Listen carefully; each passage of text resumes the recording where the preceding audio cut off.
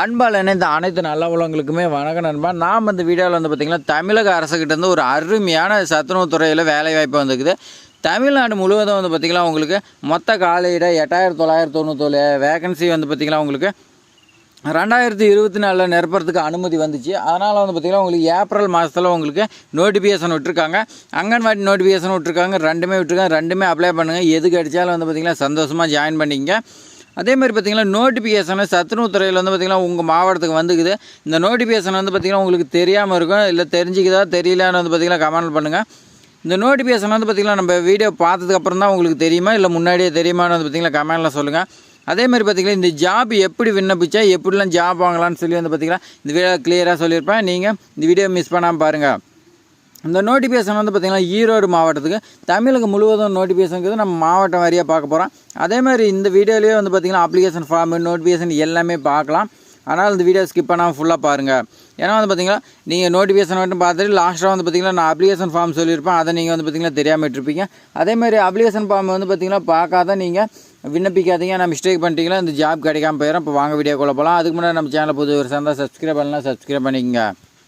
ஈரோடு மாவட்டத்தில் வந்து பார்த்திங்கன்னா சமையல் உதவியாளர் பணியிடங்கள் நிரப்புறதுக்கான ஒரு அறிவிப்பு வந்துக்குது. இந்த அறிவிப்பு வந்து பார்த்திங்கன்னா 9/4/2025 வந்துக்கிறதா சொல்லியிருக்காங்க. சத்துணவு மையங்களில் வந்து பார்த்திங்கன்னா காலியாக உள்ள இடங்களில் வந்து பார்த்திங்கன்னா உங்களுக்கு தொகுப்பூதியம் 3000லேருந்து 9000 வரைக்கும் கொடுக்குறதா சொல்லியிருக்காங்க. உங்களுக்கு இந்த சம்பளத்தில் வந்து பார்த்திங்கன்னா நிரப்புறதுக்கான நிரப்புறதுக்கான அறிவிப்பு கொடுத்துருக்காங்க. அதேமாதிரி பார்த்திங்கன்னா இந்த ஜாப் இனச்சுழற்சி முறையில் தான் எடுக்கிறதா சொல்லியிருக்காங்க. இனச்சுழற்சி விபரம் விண்ணப்ப படிவ மாதிரியால் நியமனம் குறித்த அலுவலக பலகையில் வந்து பார்த்திங்கன்னா வெளியிட்டிருக்குன்னு சொல்லியிருக்காங்க. உங்களுடைய ஊராட்சி ஒன்றிய அலுவலகத்தில் நீங்கள் வந்து பார்த்திங்கன்னா போய் பார்த்தீங்கன்னா அங்கே நோட்டீஸ் போர்டில் ஒட்டியிருப்பாங்க. நீங்கள் வந்து பார்த்திங்கன்னா எவ்வளோ வேகன்சி என்னங்கிறத தெரிஞ்சிக்கலாம்னு சொல்லி கொடுத்துருக்காங்க. அதேமாதிரி பார்த்திங்கன்னா இந்த ஜாப் விண்ணப்பிக்கிறதுக்கான தகுதி கொடுத்துருக்காங்க. அதில் முதல் தகுதி வந்து பார்த்திங்கன்னா இந்த ஜாப்க்கு பெண்கள் மட்டும்தான் விண்ணப்பிக்க முடியும், ஆண்கள் கிடையாதுன்னு சொல்லி கொடுத்துருக்காங்க. அதனால் வந்து பார்த்திங்கன்னா இந்த ஜாப்க்கு உங்களுக்கு வந்து பார்த்திங்கன்னா ரொம்ப போட்டிங்கிறது குறைவு. அதனால் இந்த ஜாப் வந்து பார்த்திங்கன்னா ஈஸியாக வாங்கிடுவீங்க. ஏஜ் லிமிட் வந்து பார்த்திங்கன்னா உங்களுக்கு பொதுப்பிரிவினர் பிற்படுத்தப்பட்டவங்களுக்குலாம் வந்து பார்த்திங்கன்னா 21லேருந்து 40 வயசுக்குள்ள வரைக்கும் வந்து பார்த்திங்கன்னா இந்த ஜாப் அப்ளை பண்ணலாம்னு சொல்லி கொடுத்துருக்காங்க. பழங்குடியினருக்கு வந்து பார்த்திங்கன்னா 18லேருந்து 40 வயசு கொடுத்துருக்காங்க. விதவை மற்றும் கணவரால் கைவிடப்பட்டவர் இவங்க வந்து பார்த்திங்கன்னா உங்களுக்கு 20லேருந்து 40 வயசுக்குள்ள இருக்கிறீங்க இந்த ஜாப்க்கு விண்ணப்பிக்கலாம்னு சொல்லி கொடுத்துருக்காங்க. அதேமாதிரி பார்த்திங்கன்னா கல்வி தகுதி உங்களுக்கு 10ஆம் வகுப்பு நீங்கள் பாஸ் பண்ணியிருக்கலாம், ஃபெயில் ஆகிருக்கலாம்னு சொல்லி கொடுத்துருக்காங்க. விண்ணப்ப செய்வார் வந்து பார்த்திங்கன்னா கட்டாயம் உங்களுக்கு தமிழ் எழுத படிக்க தெரிஞ்சிருக்குன்னு சொல்லியிருக்காங்க. தமிழ் தெரியலனா இந்த ஜாப் வந்து பார்த்திங்கன்னா நாட் எலிஜிபிள்னு சொல்லி கொடுத்துருக்காங்க. என்னென்ன சான்றிதழ் வேணும்னு சொல்லி கொடுத்துருக்காங்க பாருங்கள். ஆதரவற்ற விதவை எண்ணில் அதுக்கான சர்டிஃபிகேட் வந்து பார்த்திங்கன்னா நீங்கள் ஆர்டிஓக்கிட்ட வந்து பார்த்திங்கன்னா கோட்டாட்சியர் அவங்ககிட்ட வந்து பார்த்திங்கன்னா அதோட சான்றிதழ் நகரம் வந்து பார்த்திங்கன்னா சமர்ப்பிக்க வேணும்னு சொல்லி கொடுத்துருக்காங்க. விதவை கணவரால் கைவிடப்பட்டவர் இவங்களுக்கெல்லாம் வந்து பார்த்திங்கன்னா விண்ணப்பத்தோட வரவே ஆட்சியர் சான்றிதழ் நகல் சமர்ப்பிக்க வேணும்னு சொல்லியிருக்காங்க. அதாவது என்ன சொல்கிறாங்கன்னா நீங்கள் வந்து பார்த்திங்கன்னா வருவாய் கோட்டாட்சியரை வந்து பார்த்திங்கன்னா சான்றிதழ் வாங்கியிருப்பீங்க, அதோட நகல் வந்து பார்த்திங்கன்னா நீங்கள் சமர்ப்பிக்க வேணும்னு சொல்லி கொடுத்துருக்காங்க. மாற்றுத்திறனாளி வந்து பார்த்திங்கன்னா அதுக்கும் வந்து பார்த்திங்கன்னா உங்களுக்கு அடையாள அட்டை இருக்கும்.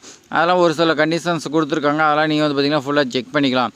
நியமன கோரும் மையத்திற்கும் விண்ணப்பதாரருக்கும் குடியிருப்புக்கும் வந்து பார்த்திங்கன்னா நீங்கள் 3 கிலோமீட்டர் டிஸ்டன்ஸுக்குள்ளே தான் இருக்கணும். அதுக்கு மேலே தான் வந்து பார்த்திங்கன்னா ஜாப்க்கு வந்து பார்த்திங்கன்னா நாட் எலிஜிபிள்னு சொல்லி கொடுத்துருக்காங்க. சிறுபான்மையினர் பள்ளி வந்து பார்த்திங்கன்னா அதுவும் கொடுத்துருக்காங்க. அதுக்கு வந்து பார்த்திங்கன்னா இனச்சுழற்சி முறையில் தான் வந்து பார்த்திங்கன்னா கடைப்பிடிக்கிறதா சொல்லியிருக்காங்க. இதெல்லாம் வந்து நோட்டிஃபிகேஷனில் கொடுத்துருக்காங்க, நீங்கள் செக் பண்ணிங்க.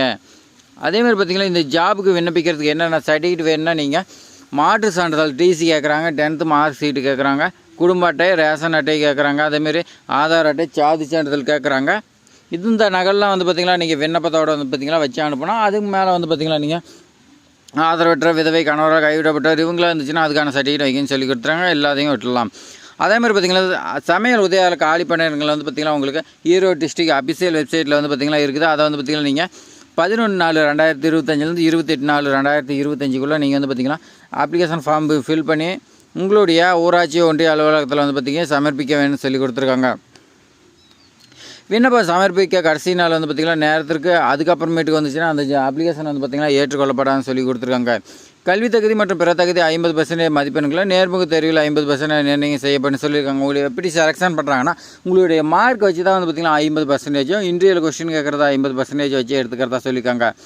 காரணம் எதுவும் குறிப்பிடாமல் நியமன அறிவிப்பு அறிக்கையை ரத்து செய்வதற்கோ இந்த நோட்டிஃபிகேஷன் வந்து பார்த்திங்கன்னா கேன்சல் பண்ணுறதுக்கோ அல்லது திருத்துவதற்கோ அல்லது வந்து பார்த்திங்கன்னா இந்த அப்ளை பண்ணுறதுக்கான நாள் வந்து பார்த்திங்கன்னா உங்களுக்கு எக்ஸ்டெண்ட் பண்ணுறதுக்கோ வந்து பார்த்திங்கன்னா முழு அதிகாரமும் மாவட்ட ஆட்சியருக்கு வந்து பார்த்திங்கன்னா இருக்கிறதா சொல்லி கொடுத்துருக்காங்க. சரி வாங்க, இப்போ வந்து பார்த்திங்கன்னா நம்ம ஏற்கனவே நம்ம நோட்டிஃபிகேஷன் பார்த்தோன்னா இப்போ வந்து பார்த்திங்கன்னா அப்ளிகேஷன் ஃபார்ம் வந்து பார்த்திங்கன்னா எப்படி ஃபில் பண்ணுறதுன்னு சொல்லி பார்க்கலாம். இந்த அப்ளிகேஷன் ஃபார்ம் வந்து பார்த்திங்கன்னா உங்களுக்கு சமையல் உதவியாளர் காலி பணியிடங்கள்னு சொல்லி கொடுத்துருக்காங்க. மாவட்டம் கேட்டிருக்காங்க. நீங்கள் வந்து பார்த்திங்கன்னா உங்களுடைய மாவட்டத்தை எழுதிங்க.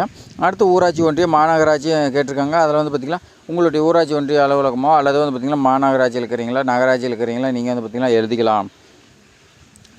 விண்ணப்பிக்கும் பள்ளியின் பெயர் கேட்டிருக்காங்க. நீங்கள் எந்த சத்துண மையத்தை வந்து பார்த்திங்கன்னா விண்ணப்பிக்கிறீங்களோ அந்த மையத்தை வந்து பார்த்திங்கன்னா இங்கே நீ தெரிஞ்சுக்கணும்னு சொல்லி கொடுத்துருக்காங்க. விண்ணப்பிக்கும் பள்ளியின் பெயர்னு சொல்லி கேட்டிருக்காங்க. நீங்கள் எந்த மையத்துக்கு வந்து பார்த்திங்கன்னா விண்ணப்பிக்கிறீங்களோ அதோட மையத்து பேர் எழுதுகிறோம். அது வந்து பார்த்திங்கன்னா எங்கே தெரிஞ்சுக்கிறதுனா நீங்கள் வந்து பார்த்திங்கன்னா ஊராட்சி ஒன்றிய அலுவலகத்தில் வந்து பார்த்திங்கன்னா நோட்டீஸ் போர்டில் ஒட்டியிருப்பாங்க. நீங்கள் வந்து பார்த்திங்கன்னா அங்கே செக் பண்ணிக்கலாம். நீங்கள் வந்து பார்த்திங்கன்னா நகராட்சி மாநகராட்சினா அந்தந்த அலுவலகத்துக்கு நீங்கள் அங்கே செக் பண்ணி அதோட மையத்தோட பெயர் மற்றும் நம்பர் வந்து பார்த்திங்கன்னா நீங்கள் எழுதிக்கலாம். அடுத்து வந்து பார்த்திங்கன்னா உங்களுடைய பாஸ்போர்ட் சைஸ் ஃபோட்டோ ஒட்ட சொல்லியிருக்காங்க. நீங்கள் ரீசெண்டாக எடுத்த பாஸ்போர்ட் சைஸ் ஃபோட்டோ தான் ஒட்டன்னு சொல்லி கொடுத்துருக்காங்க. அடுத்து வந்து பார்த்திங்கன்னா விண்ணப்பதாரரின் பெயர்னு கேட்டிருக்காங்க. உங்களுடைய பேர் வந்து பார்த்திங்கன்னா தமிழில் எழுதிங்க. உங்களுடைய தந்தைய கணவர் பேரை வந்து பார்த்திங்கன்னா நீங்கள் எழுதிக்கலாம். அடுத்து வந்து பார்த்திங்கன்னா நீங்கள் காண்டாக்ட் நம்பர் உங்களுடைய மொபைல் நம்பர் வந்து பார்த்திங்கன்னா எப்பயுமே வந்து பார்த்திங்கன்னா ரீச் ஆகிற மாதிரி இருக்கிற நம்பர் கொடுத்துங்க. விண்ணப்பதார இருப்பிட முகவரிக்கு வந்து பார்த்திங்கன்னா உங்களுடைய அட்ரஸ் ப்ரூஃபுக்கு நீங்கள் ரேஷன் கார்டு கொடுத்துக்கலாம்னு சொல்லியிருக்காங்க. ஊராட்சி ஊராட்சி ஒன்றியமா அல்லது நகராட்சி பேர் வந்து பார்த்திங்கன்னா இங்கேயும் கேட்டிருக்காங்க. நீங்கள் எழுதிங்க. அதேமாதிரி பார்த்திங்கன்னா நீங்கள் 10வது பாஸோ அல்லது ஃபெயிலோங்கிறதுக்கான சர்டிஃபிகேட் வந்து பார்த்திங்கன்னா கேட்டிருக்காங்க. அதேமாதிரி தமிழ் எழுத படிக்க தெரிஞ்சிருக்குமான்னு கேட்குறாங்க. நீங்கள் வந்து பார்த்திங்கன்னா எல்லாமே இந்த இடத்துல மென்ஷன் பண்ணிங்க. அதேமாதிரி பார்த்திங்கன்னா உங்களுக்கு டேட் ஆஃப் பர்த் எழுதிங்க. பக்கத்துலேயே வந்து பார்த்திங்கன்னா இப்போ கரண்டில் உங்களுக்கு என்ன ஏஜ் ஆகுதோ அதை வந்து பார்த்திங்கன்னா நீங்கள் எழுதிக்கலாம். அடுத்து வந்து பார்த்திங்கன்னா சாதி மற்றும் உட்பிரிவுன்னு சொல்லி கேட்டிருக்காங்க. உங்களுடைய சாதி சான்றிதழ் வந்து பார்த்திங்கன்னா வட்டாட்சியர் வந்து பார்த்திங்கன்னா கொடுத்துருப்பாங்க. அதிலே வந்து பார்த்திங்கன்னா மென்ஷன் பண்ணியிருப்பாங்க. அதை வந்து பார்த்திங்கன்னா நீங்கள் எழுதிக்கங்க. உங்களை வந்து பார்த்திங்கன்னா மாற்றுத்திறனாளின்னு கேட்குறாங்க. ஆம்னா ஆம் கொடுங்க, இல்லைன்னா இல்லைன்னு சொல்லி விட்டுருங்க. ஆதரவற்ற விதவை ஆதரவற்ற பெண் கணவரால் கைப்பற்றப்படுறன்னு கேட்குறாங்க. நீங்கள் வந்து பார்த்திங்கன்னா ஆம்னா ஆம் கொடுங்க, இல்லைன்னா விட்டுருங்க. அதேமாதிரி பணியிடம் கோரும் மையம் பள்ளியின் பெயர்னு சொல்லி கேட்டிருக்காங்க. மேலே நம்ம சொன்னோம்ல அதை வந்து பார்த்திங்கன்னா கீழே கேட்டிருக்காங்க. அதுக்கு வந்து பார்த்திங்கன்னா நீங்கள் ஊராட்சி ஒன்றிய அலுவலகத்தில் வந்து பார்த்திங்கன்னா இருக்கும். அதை நீங்கள் தெரிஞ்சதுக்கு அப்புறமேட்டுக்கு இந்த இடத்துல நீங்கள் பள்ளியினோட பெயரோ இல்லை மையத்தோட பேரோ எழுதி அதோட நம்பர் இருக்கும், ஒரு நம்பர் அதையும் நீங்கள் எழுதிக்கலாம். விண்ணப்பதாரரின் இருப்பிடத்திற்கும் பணியிடம் கோரும் மையத்திற்கு வந்து பார்த்திங்கன்னா இடைப்பட்ட தூரம் 3 கிலோமீட்டர் தான் இருக்குதுன்னு சொல்லி கொடுத்துருக்காங்க. அதுக்கு மேலே இருந்தால் வந்து பார்த்திங்கன்னா இந்த ஜாபுக்கு நாட் எலிஜிபிள்னு சொல்லி கொடுத்துருக்காங்க. அதை வந்து பார்த்திங்கன்னா நீங்கள் மென்ஷன் பண்ணிக்கலாம். அடுத்து வந்து பார்த்திங்கன்னா எத்தனை கிலோமீட்டருங்கிறத நீங்கள் மென்ஷன் பண்ணிக்கலாம். அடுத்து வந்து பார்த்திங்கன்னா லெஃப்ட் சைடில் உங்களுக்கு 4 இடம் சொல்லி கொடுத்துருக்காங்க. அதை வந்து பார்த்திங்கன்னா நீங்கள் என்றைக்கு விண்ணப்பிக்கிறீங்க அந்த 4 போட்டு இடம் போட்டு விண்ணப்பிச்சிடலாம்.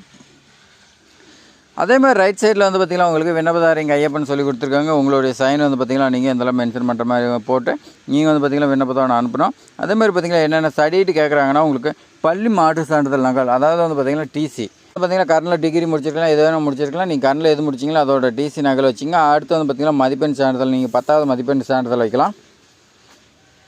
அடுத்து வந்து பார்த்திங்கன்னா உங்களுடைய ரேஷன் கார்டு கேட்குறாங்க, ஆதார் அட்டை கேட்குறாங்க, சாதி சான்றிதழ் கேட்குறாங்க. இதெல்லாம் வந்து பார்த்திங்கன்னா நீங்கள் விண்ணப்பத்தோடு வச்சு அனுப்புன்னு சொல்லியிருக்காங்க. ப்ளஸ் எக்ஸ்ட்ரா வந்து பார்த்திங்கன்னா நீங்கள் கணவரால் கைவிடப்பட்டவர் ஆதரவற்ற விதவை இவங்களாம் வந்து பார்த்திங்கன்னா சர்டிஃபிகேட் இருந்தால் அதோட வந்து பார்த்திங்கன்னா நீங்கள் வச்சு அனுப்பணும். வச்சு அனுப்புனீங்களா வந்து பார்த்திங்கன்னா உங்களுக்கு ஒரு சில இடஒதுக்கீடு கொடுக்குறாங்க. அது மூலியமாக உங்களுக்கு ஜாப் கிடைக்கிறதுக்கு வாய்ப்பு இருக்குது. இப்போ தான் ஃப்ரெண்ட்ஸ் இந்த வீடியோவில் வந்து பார்த்திங்கன்னா நீங்கள் நோட்டிஃபிகேஷன் தெரிஞ்சிருப்பீங்க. அதேமாதிரி வந்து பார்த்திங்கன்னா எப்படி விண்ணப்பிக்கணும்னு சொல்லி தெரிஞ்சிருப்பீங்க. இந்த வீடியோ வந்து பார்த்திங்கன்னா உங்கள் ஃப்ரெண்ட்ஸுக்கு எல்லாத்துக்குமே ஷேர் பண்ணி விடுங்க. ஏன்னா வந்து பார்த்திங்கன்னா நிறைய பெண்கள் வந்து பார்த்திங்கன்னா தெரியாமல் இருப்பீங்க. நோட்டிஃபிகேஷன் வந்ததே வந்து பார்த்திங்கன்னா நிறையா பேருக்கு தெரியாமல் இருக்கும். அவங்களுக்கெல்லாம் ஷேர் பண்ணி விடுங்க. உங்கள் மாவட்டத்தில் தமிழ்நாடு முழுவதும் வந்துக்குது, எல்லாத்துக்குமே ஷேர் பண்ணி விடுங்க. விண்ணப்ப முடிவு வந்து பார்த்திங்கன்னா மேக்ஸிமம் சேமாக தான் இருக்கும். அதனால் எல்லாமே இந்த வீடியோ வந்து பார்த்திங்கன்னா இப்படி தான் அப்ளிகேஷன் இருக்குன்னு தெரிஞ்சுக்கங்க. அதேமாதிரி வந்து பார்த்திங்கன்னா உங்களுக்கு அங்கன்வாடி வீடியோ எல்லாமே ஜாப் இருக்குது, எல்லாமே நம்ம சேனலில் இருக்குது. நீங்கள் வந்து பார்த்திங்கன்னா செக் பண்ணாதீங்க, செக் பண்ணி பாருங்கள். இந்த வீடியோ பிடிச்சிருந்தா உங்கள் ஃப்ரெண்ட்ஸுக்கு எல்லாத்துக்குமே ஷேர் பண்ணி விடுங்க. WhatsApp, Facebook, social media, Instagram எல்லாமே ஷேர் பண்ணி விடுங்க. அவங்களும் தெரிஞ்சுக்கிட்டோம். டவுட்னா கமெண்ட் பண்ணுங்கள். அதேமாதிரி லைக் பண்ணுங்கள். தேங்க்ஸ் ஃபார் வாட்சிங்.